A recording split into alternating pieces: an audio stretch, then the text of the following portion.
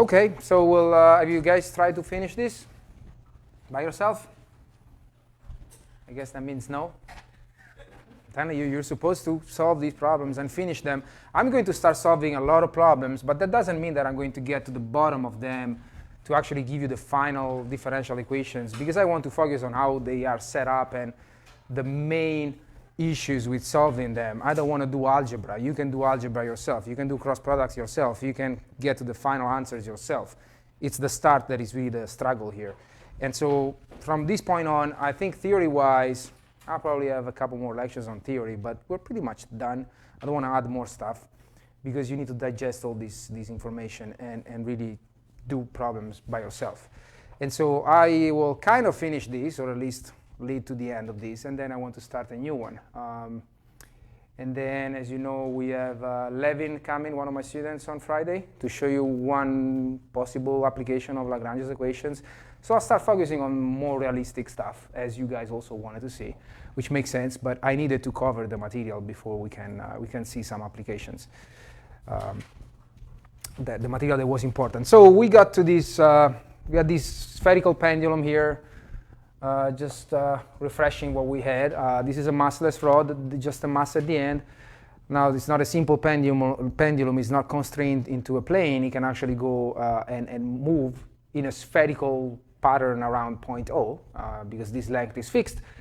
And we had, you were given the initial reference frame, the ground one, with its associated coordinate system, the big E's. And then we define the little e's. There is the coordinate system fixed to a reference frame A, which is this plane OQP. And then we said, well, the plane perpendicular to that, containing OP, is another reference frame B. So these U's are actually fixed in B. And so we had this drawing here on the board just to help us visualizing things. R is LUX, of course. And we got to computing the omega. And we're going to do the transport theorem, and this is what you would get. So remember that we were here saying that the velocity of the point P in G is equal to the velocity of point P in what did we use? We used A, right? B. So ddt of R in B plus omega B G cross with R. This is 0. And so this is what you will get when you do the cross product. OK. And the goal of this was solving it with Lagrange's equations. And so I'm going to give you the key points here to get to the final answer. So when you're doing Lagrange's equations, that means that you're doing d dt. Let's do the standard form. As I told you, as long as you remember this one, you're fine. Qi dot minus dt qi. It's equal to capital Qi. So we have figured out pretty much what this is. We have the velocity, so we can easily compute the kinetic energy. And then the other difficult part is figuring out the generalized forces. That's really all you need to do. Then you stick things in here, and you do the partials and the derivatives. I'm sure you can do that. So T is 1 over 2 m v of the point P in the ground dotted with itself. So it's basically the square of this, or the norm of that, if you like. That's the better way to say it. 1 over 2 m L squared. You can collect that. And then I have phi dot squared plus theta dot squared cosine squared of phi, right? Agree with that? And then from now on, well, as I said, the Qi part is something that needs some attention, but the left-hand side of Lagrange's equations, now they're really a piece of cake. Anyone can do derivatives.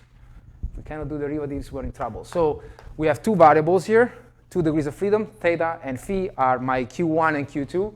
So let's start with theta, for example. Let's do dt in d theta dot. So I look at this function and accept the constants outside. I only see this theta dot here. So if I take the partial of this expression with respect to this variable, theta dot, I get m L squared theta dot cosine squared of phi, right? Agree? And then the partial of t with respect to theta is, I don't see any theta there, so that's 0. Okay? And then let's go to the other one, dt with respect to phi dot. Here it is, so that's an easy ml squared phi dot. And then partial of t with respect to phi, the only function where phi appears is this one, so, and there's a square there too, so I see an m l squared theta dot squared cosine of phi that is multiplying the sine of phi with a minus. So that's what you should get. This is taking derivatives. And then what I need to do is also, I think we don't need the velocity anymore since I have those. Am I going to need the angular velocity?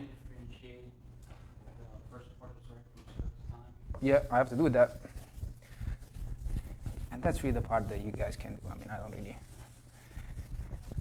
really care about algebra, but let's do it. So then I have to do d dt of partial of the kinetic energy with respect to theta dot, for example.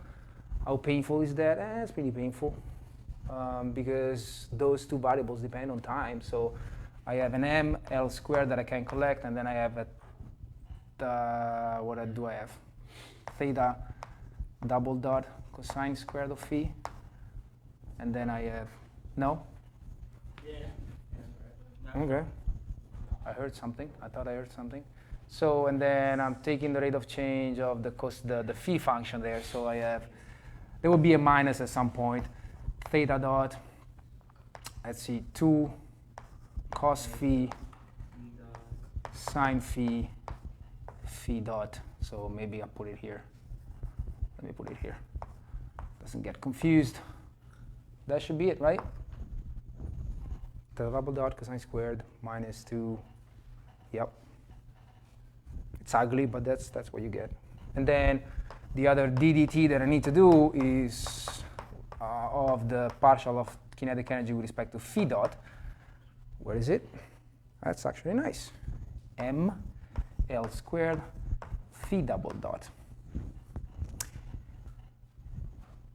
And then, yep. Then I have to figure out the q's. So my first Lagrange equation will be this term minus 0, nothing, equal to q theta, which we need to figure out. And then the second one is this term minus this thing here, equal q phi. So we need q theta and q phi. Okay, what is q theta? Let's start from the definition. What will be q theta? Is the resultant of forces acting on the mass m except the constraint ones, so we'll figure it out with free body diagram, right? Dotted with the partial of the position with respect to theta in this case. So we need to figure out that too. So let's start doing free body diagram. So I'm not going to write the final Lagrange's equations unless you guys can remind me these pieces later on, okay? Because I don't have space to keep everything on the board. If you want to write them, you have to tell me the things that I have erased.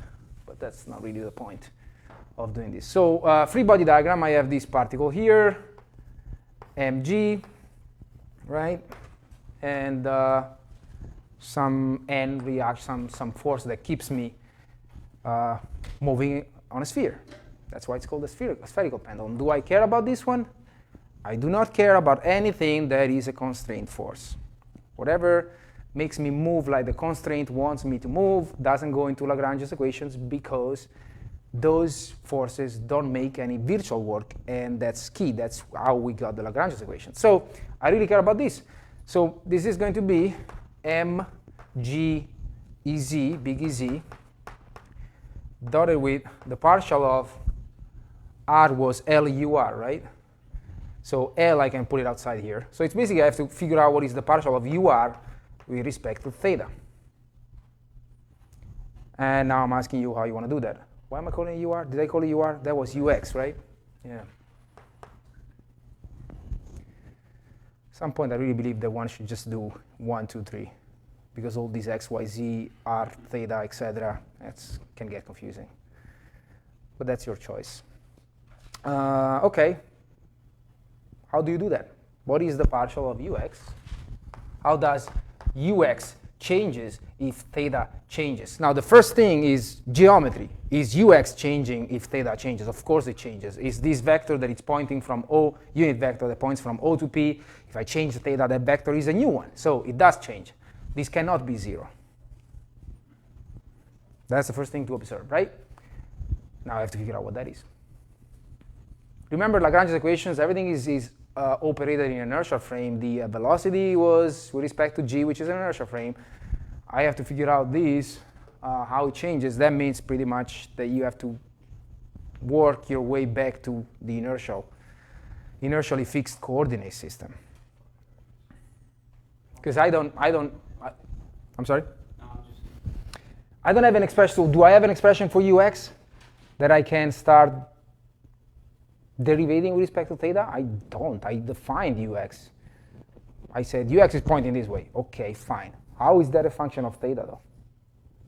I need to find it. I need to find an expression that tells me how ux changes with theta. And phi does change with phi too, of course. But that's what I want right now. What's your suggestion? You basically have to express ux in the big E x, ey, ez. You have to express that in that coordinate system. Why? Because when I get to that point, the big E's are not changing at all with respect to the Lagrange coordinates, the theta and phi. So I can start taking partials there. So I need to express this in that coordinate system. So ux, I can start from this. Yes? Do we actually need to do that? Can't we actually just look at it and give somehow? That is guessing, which I'm terrible at doing, but if you can, you need to justify why. So if you tell me, I can see it, that's what it is, you need to tell me why. Because we actually define the delta ux, if we take by delta phi, that will be uz. Delta ux. Delta phi, that's uz.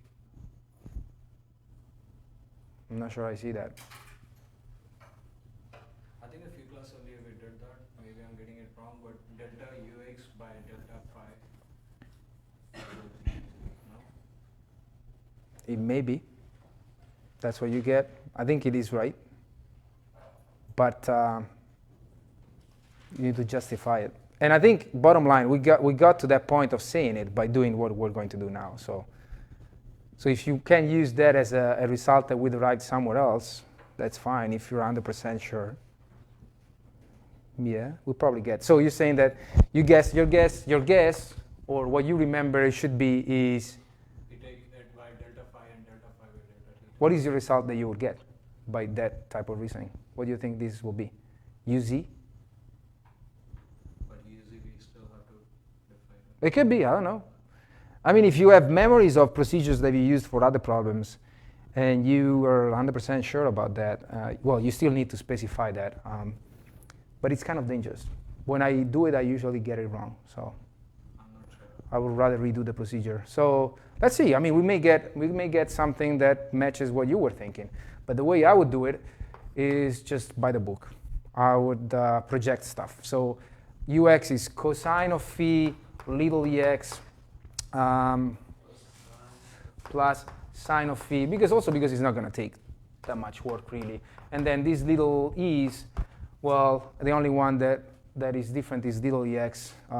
So that's a cosine of phi that is multiplying cosine of theta big ex plus sine of theta big ey, and then sine of phi big ez, because they're the same thing. And so now I have an expression where if I do this partial, all these e's are not going to change with theta. These will go away. It's not even a function of theta. I have two functions of theta here. So these will get to be cosine of phi minus sine of theta big ex plus cosine of theta big ey. Make sense? Now let's think about this. Is this equal? This may actually end up being equal to one of the other vectors. Let's see, cosine of phi. What is cosine of theta EY minus sine of theta EX? I don't know. Small ey. Is it? It's a little EY. Okay. So that's cosine of phi little EY. If you asked me to guess that, I wouldn't be able to do it, to be honest. I don't think so. Not me, at least. Could you just throw all the EX and EYs out, just worry about sine of phi? Oh, for that? Yeah, so when you plug it back in, let's then have to take derivative on EX and EY. Well, I've done this. Now, whatever comes out of this may be actually, I think will be a 0, right? Yeah, fine. I mean, it ends up being 0, but that's okay. So, again, if you have good memory and you're 100% sure, you can even say, in lecture, whatever, you did this, but that's dangerous. I don't advise doing that unless you're sure. That is something we have proven and it's there. So yeah, if I do this dot product, yes, you're right. The big easy dotted with these other guys is going to be 0. So this is nice. Q theta is 0. Fine. And, the gravitational force is pointing down. Is that really going to affect the theta motion directly? Not really. So that's kind of, in my mind, that was kind of expected. But again, I would rather show it than guess. So then I have to do the same with Q phi, which is same force. Let me get the L out as well. mgl Ez. And now I have to do the partial of u x, same, just with respect to phi. And so now this is not 0, probably. Shouldn't be. So partial of ux with respect to phi, that's the partial already, I'm sorry. I'm looking here, right? Okay, this is phi, so I have a minus sine of phi that is multiplying this whole thing here, cosine of theta ex plus sine of theta ey, and then I have also cosine of phi ez. So when I dot these with ez, the only one that survives is this guy here, right?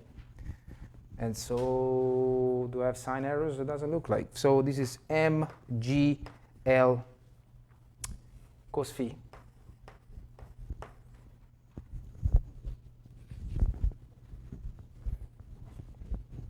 Does it make sense? Are we done? We just applied the definition of Q and kinetic energy and started taking partials. So when you want to put it all together, your Lagrange equations will be this term. I think the dt with respect to theta was 0. So this is equal to 0.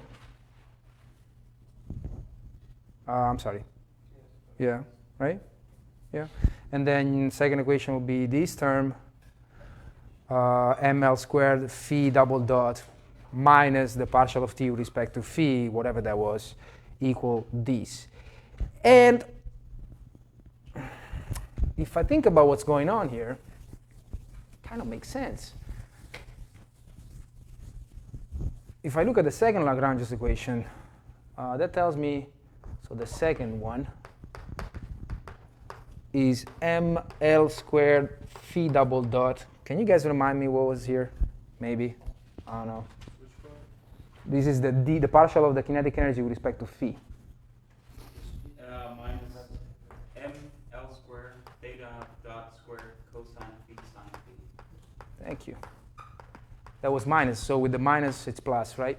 And this is equal to mgl cos phi.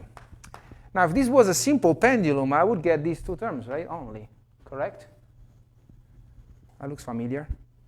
And the phi will be the angle that we usually see, would define with the pendulum. I mean, we usually do it with the vertical, so there will probably be a sine here instead of cosine, something like that, but it doesn't really change your equation. So the fact that you let the guy now free to change plane to adds this term, but if you lock the theta in place, So that goes to 0. You get the pendulum equation again. That makes sense. I should. Again, except the sine or cosine, because I define the phi variable from the horizontal direction rather than the vertical, but that's okay. There's a 90-degree difference. That's it. Make sense? You still have to do your kinematics, and you still have to do your free body diagram, and then you have to define kinetic energy and the Q's. But that's all you do with Lagrange's equations. The only nice thing is that I never really cared about reaction force. And let's do this. I'm going to start solving problems here, and again, not really go into the complete bottom of them, maybe, writing entire equations. I've done it with the second one here. But you guys should go back home and redo them yourself in other ways. What would be another way of solving this? Newtonian's approach. Do it with F equal ma. Do it that way. That's a homework for you. See? Now you have homeworks. At the end, you have homeworks. So you can go back home, erase all this, and do it with F equal ma. And by the way, you already have all the ingredients almost, because you had to find the velocity in g. You have to apply probably the transport theorem again and get the acceleration, free body diagram, and you keep going from there. And you should get the same equations. So finish this, write your equations, and see if you get the same with Newtonian approach, and then you come see me if you don't. Make sense? You should obviously get the same stuff. Which method would you prefer for much more complicated system? Newtonian or Oh, I would tell, I mean, in a test, I would tell you. Do it with Lagrange's equations, or do it in another way, but in a real world, I mean, if you're a graduate student, unfortunately, no one will tell you what is the best thing to do. In the real world, my suggestion is you start solving a problem with what you think about the problem for a while before you start doing anything. When you think you want to try one approach, go ahead, and then my recommendation is when you get to the end, try another one. Try more than one. That's how you learn, and you start also getting some better feelings of what works the best for some particular problems. But usually when there are constraints, Lagrange's equations are great. Yeah. For a spacecraft around an orbit, I don't think that I mean, Levin that's what he's going to do, to show you. But, well, he will do a simplified problem. The spacecraft is not really orbiting around anything. But an object that is not constrained, that's really up to you. Lagrange's equations are not going to help you if there are no constraints. So each approach has pluses and minuses, of course. But in a test, I would tell you. At least that I should tell you. OK, let's do this one. This is a problem from your book. I think that was as well. Now, I'm terrible at doing circles. Let's see how this comes out to be. Does it look like a circle? Yeah, it's nice. So this is the ground, and it's inertial. And inside this track, so this is empty here, there is another circle or disk. OK? And this is, you see, this is the center of the disk C. This is the center of the big track, which we call it O. The radius of the big one is R. The radius of the small one is little r. And now, this is a weird thing, but that's what we do. We do strange problems because they're fun. So this is a massless disk.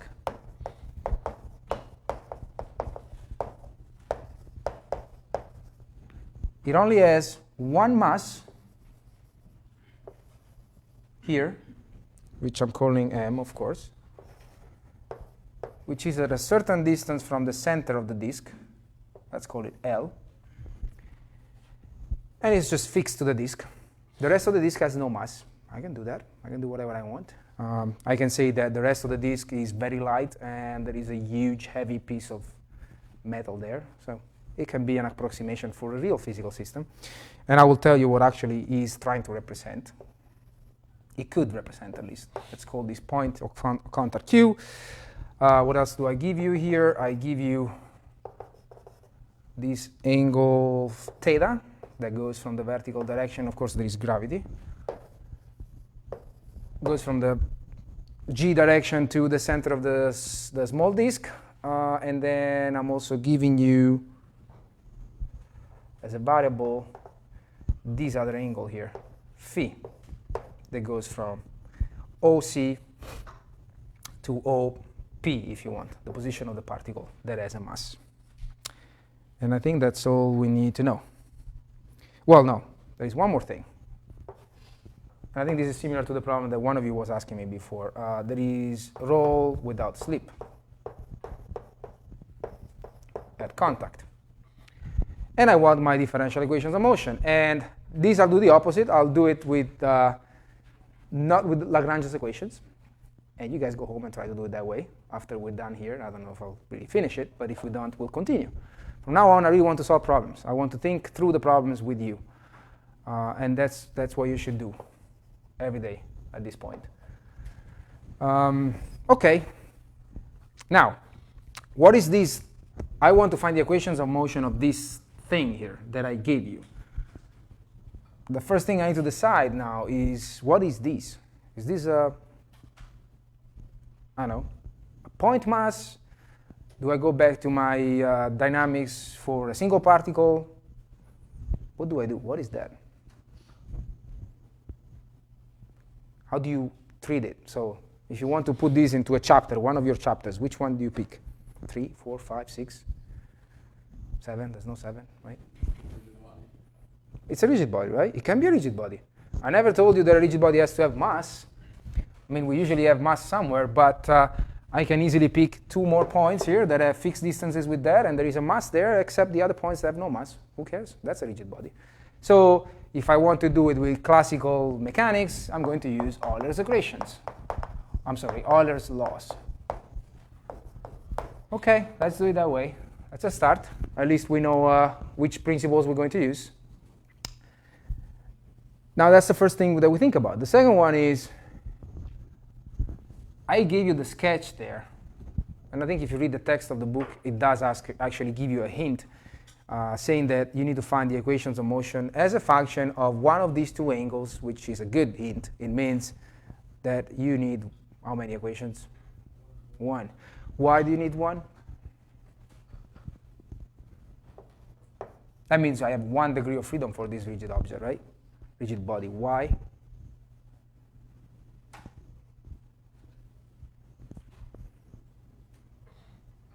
This is a constraint. Saying that you have roll without slip is a constraint. So the fact that this is a circular guide, who cares? I mean, just do the parallel in your mind with a straight line. You are on the street here, and this is your wheel, and there is roll without slip. This is a 1 degree of freedom. We've done it. We've done other problems. We said, OK, we use an angle theta here, and we do everything as a function of theta. It's the same thing. I just made it geometrically more complicated so that people can go crazy, try to figure out what's going on. But I don't really need 2 angles. Or there is a relationship between those 2. And I think that was the sign. 1 this way, 1 the other. Yeah. OK. OK, so we have agreed that this has 1 degree of freedom. Another way of thinking about it is, if you want, C can only go in a circle, and these are the point can go in a circle around C. So anyways, but the roll without slip is really a constraint. You have to use it as a constraint. It's a constraint on kinematics. It's still a constraint, right? OK, so before we start doing other things, we have figured out that this is a rigid body, that we expect 1 equation of motion, so 1 degree of freedom. Nice. We know where we're going, and we're doing it that way. And no matter which principles you use, you still have to do your coordinate systems, et cetera, et cetera. OK, so that's ground. Let's do it quickly here. I'm telling you I want to choose, I don't know, some EY this way, maybe, EX this way. And then does that go with theta? Does it? I think so, right? This is coming out. This is coming out. OK, so this will be the coordinate system fixed to the ground or inertial frame. How many rotations do I see? I see 2. They are related to each other, but they're 2. So as I said, better be safe than sorry. I'm going to define 2 more reference frames and coordinate systems, even though, as we'll find out, there is a relationship between those 2. Okay, so let's look at the first rotation, if you like, the theta one. So I'm not going to write it here. I'm just going to say it. Ground is one of the reference frames, and this is the coordinate system fixed to it. And then, are you sure that that's correct?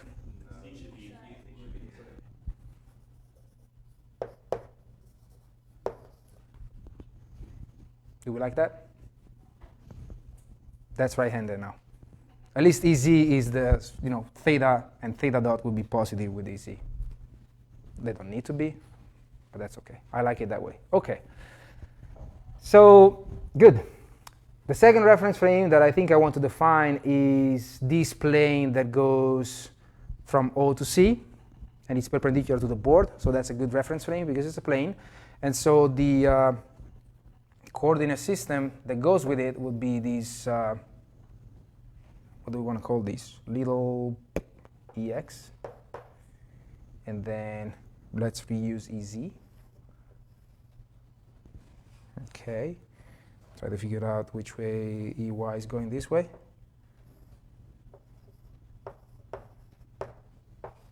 Do you like it? So that goes with this OC vector. And then the one that is fixed to the disk. So the disk is another reference frame. And then in that case, I will have, say, some UX this way. Now the rotation for this goes in. So say that I pick my UZ going in. And I'm sure now I have to erase it, because if UX is that way and UZ is that way, which way is EY? UY? Is it this way or that way? That way? The other way? I agree. It's this way. And then in 30 seconds, someone will tell me, no, you're wrong. And it's possible. That makes sense. In my mind, what I do, I always try to go back, and this is probably not the best way of doing it. What I, in my mind, define as the frontal view, which is, this is X, this is Y, and this is Z, right? And I try in my mind to rotate that, which is kind of terrible. But yeah, if I rotate it, Z is going to be inside. Yeah, that makes sense. Whatever works for you. The other rule for cross products is the second A cross B, the first goes on the second, counterclockwise, right? With an angle of less than 180. That gives the direction of the cross product. Anyways, so these are my coordinate systems, the reference frames, and okay, fine. I have to do the steps that are required here, and so kinematics is the first one. And in kinematics, I really want to include that condition of rolling, I guess.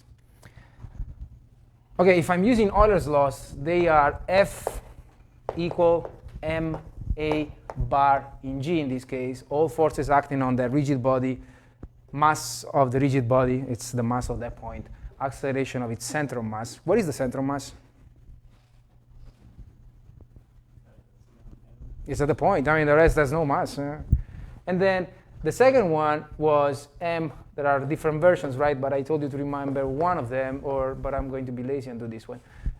D dt in G of H O G, right? If O is an inertially fixed point, or the same goes for m bar. You can pretty much write it the same way, right? D dt in G of H bar G. And we like this because we know that H bar is the inertia tensor with respect to the center of mass of the rigid body. I didn't give names to these things. Let me give names to these. So this is fixed to the ground. Let's call this the reference frame where this is fixed is A, and the reference frame where this is fixed, let's call it B. So the disk is called B. So this would be the inertia tensor of B with respect to its center of mass times omega of the body with respect to G, right? So we like this because these are in tables usually, et cetera, et cetera. So these will be my two laws. And again, before I start figuring out kinematics, can you tell me something about what's going on here? I mean, this is cool. I already know where the center of mass is. And I can figure out all the other things. What about the second one? If I use it this way, say that I decide to use it this way, what can you tell me about H? Remember, kinematics for a rigid body means figuring out two things, A bar G. Again, G is an inertial reference frame. And first thing you do is usually H bar G. And then if you don't do the implementation of the second law of Euler with respect to the center of mass, that's OK. You can move H bar to another point and use the more general form for this. But you start from that. So AG, we can do it. But what about this? This is kind of weird for this rigid body here.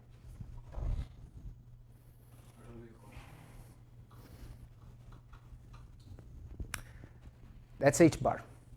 So if center of mass is P, that point, I have to compute H bar, which means, I'm sorry, this is in G, right? With respect to that point. It's 0. It must be 0. There's no mass anywhere else. How can I get an angular momentum defined for rigid body that way, non-zero? I mean, there's no other masses other than the center of mass. That's weird, right? But I created this abstraction of a rigid body which has no mass anywhere except the point. I can do that. As I said, it could be an approximation of something that is extremely light and has a mass, heavy mass embedded in it. So what this is telling me is that the moments with respect to the center of mass are going to sum up to being 0. Fine. We'll figure out what this means. I'll figure out the left-hand side, but I know that it's going to be 0. We like zeros usually, but not too bad. OK, yeah, we're not going to finish this, but we can set it up. So OK, I know the moment of all forces with respect to the center of mass is going to, it must be 0 if I choose that point. For the acceleration, I know that the position of the center of mass is what? Let's start from that one. It's L. Yeah, but I need it with respect to the ground. Remember? I need to know the acceleration of this point with respect to someone who's sitting on the ground. So yeah, but is that the position that you need to use? The position from C? You need the position from O. Yeah. So there are two pieces. If I'm going from O to P, I have what is that? R minus little r Ex plus the piece that you had, Lux. So if you have these and you apply only this part, and you apply the transport theorem once and then twice, first time you get the velocity of P with respect to point C, and then the acceleration of P with respect to point C. But that's not what you want. I want it with respect to O, because that's my inertially fixed origin. Oh yeah, I didn't say about the origin. I'm sorry. Yes, so I'm assuming that the origin of this is O, and the origin of this is also O, and the origin of these, I want to say it's C. Okay. Sorry, I skipped that. Don't do that. Yes. Okay. So that's nice. I can figure out the angular velocity. What is the angular velocity of, what did I call the frames here? So if this is mixed, right? If I want to do the transport theorem right away, this is the little Ex is fixed in A. So what is omega A G? Ta-da-da, easy. Nice. And then what is omega B A? Phi dot little uz, right? Or I can do phi dot uz, right? The way I picked it. Yep. Yeah, or minus ez. Yeah, right. So if I put all together, the angular velocity of B, the body, yeah, in the ground is the addition of the two. So yes, if you do it, for example, using little ez, is theta dot minus phi dot little ez. Okay. Right? No? That's nice. Yeah, that's fine. And then if I start taking derivatives, so the velocity of the center of mass in g is going to be the derivative in g of r bar. Now, I can either transform little ex into the u basis or the opposite, or not caring about that and doing the transport theorem of these two guys separately, because it would be, let's see how we do it. It's ddt, so this is fixed in A. So this is ddt in A of r minus little r ex, so this whole thing, plus the omega ag cross with itself, right? And then I'm taking care of this other one, so that would be the d dt in B of L ux plus the omega of B in G cross with L ux. Does it make sense? I'm using the transport theorem between reference frame A and ground for this first piece of the vector, and then the transport theorem from reference frame B to the ground for this second piece. I don't even bother transforming them. I can do that, right? And you guys can figure this out if you want. I mean, it's not a big deal. I mean, this is going to be to 0, right? First one is 0, and this is also 0. And so you have to just do these cross products. And then you do it again, and you get your acceleration. But I don't really care about that for now, because you can get there. You can do it. What I do care is what we said at the beginning. This is a 1 degree of freedom problem. I haven't used one piece of information that I gave you. What is that? The roll without slip. That tells me that the velocity, can I erase this? Maybe I'll erase in the middle here, just to be safe. So what I have not used yet, so say that you do this 1 time, 2 times, and you get your A bar. Fine, you have it. You've done that part of kinematics. Actually, we're done with kinematics because we found out that H bar is 0. That was easy. I haven't used the roll. So what does that tell me? Velocity of, I call the point of contact Q, as seen being a point fixed to the ground, in the ground, is going to be equal to the velocity of the same point, which is now seen as a point on the rigid body, which is B, as seen by the same reference frame, need to be equal. That's the roll condition. But this is 0, right? These are vectors. This is 0, so this is 0. OK. What do I do with that? My end goal really is finding a relationship between these two angles, theta and phi. And I'm telling you, you can do it through that condition. How would you do it? This is geometry. This is really going through the pain of geometry. So this is actually still kinematics. Yes, I can go from Q to another point on the rigid body and figure out what its velocity is. Which point do you want to use? Which point would allow me to find this relationship? What do you think? C, right? C seems a cool point. It's going on a circle around O. So, because I can write the velocity C in 2 different ways. If I write the velocity of C as part of the body, velocity of C with respect to the ground is what? Is the velocity of Q as seen being part of the rigid body with respect to the ground, which we figure out is 0, plus the omega of the body with respect to the ground cross, what is that vector? It's R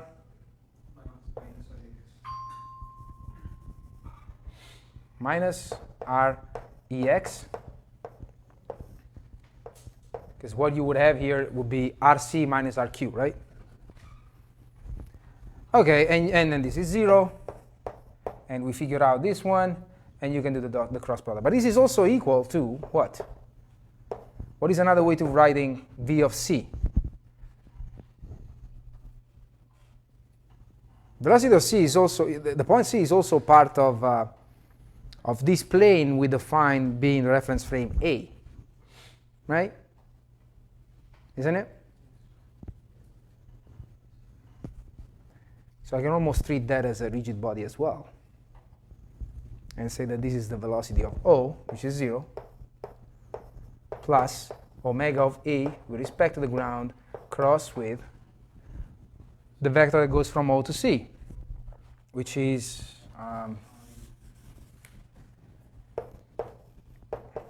this vector. Does it make sense? Reference frames, rigid bodies are the same thing. So I'm looking at point C as being part of the disk, but also being part of this plane that is going around with an angle theta.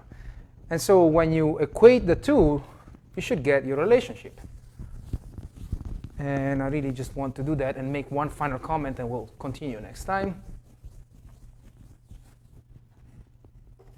So from this one I get, what was omega bg?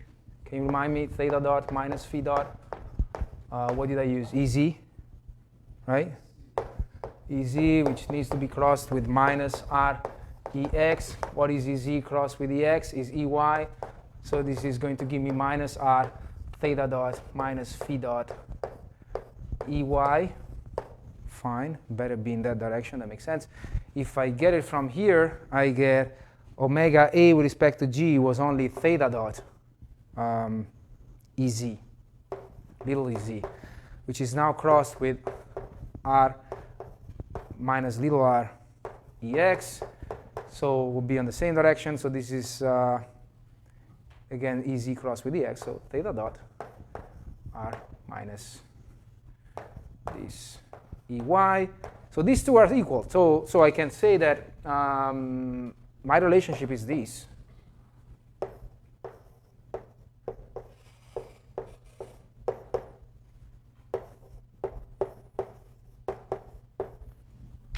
It's a kinematics relationship. Now you can manipulate this, do whatever you want. You can find theta dot as a function of phi dot or vice versa.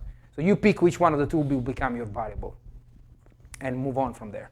So this was kinematics. We figured out the acceleration. I mean, I started figuring out the acceleration of center of mass, said that h bar for this weird rigid body is 0, h bar is 0, and then I've used the roll without slip condition. That's your kinematics. And it does make sense that I can find a kind of relationship like this because I know it's 1 degree of freedom. I cannot find two differential equations for this.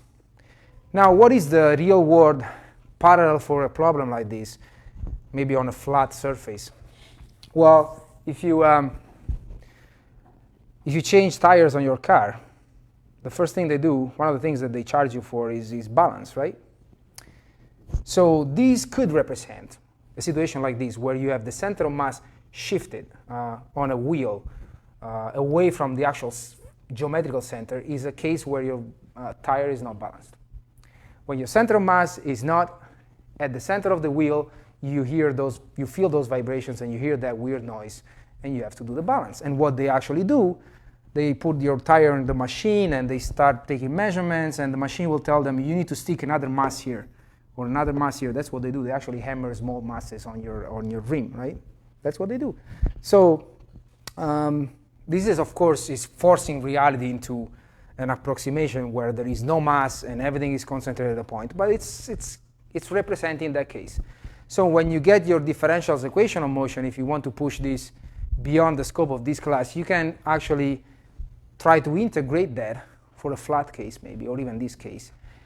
And while a uniform disk with the center of mass at C, when you apply a torque, is expected to accelerate in a uniform way, right? You should get an equation of motion which is pretty simple. I think what you get here is an equation of motion that when you integrate it, the theta will be doing strange stuff, which is what you feel when you have unbalanced wheels. So this could be, something to kind of understand what's going on when you have an unbalanced wheel. You can say that there is mass in the disk, and then you have an extremely higher mass here. That would be also probably a better way to represent what happens. But that's why you do it with tires for cars. You do it with motorcycles. I've never done it. I used to own a motorcycle. I don't know. I think you have to do it every once in a while there. But the bigger the tire, the more important this gets because you have more mass that does that. So you don't do it with a bicycle usually. So, okay. I think we're really past the time. I'll see you on Friday.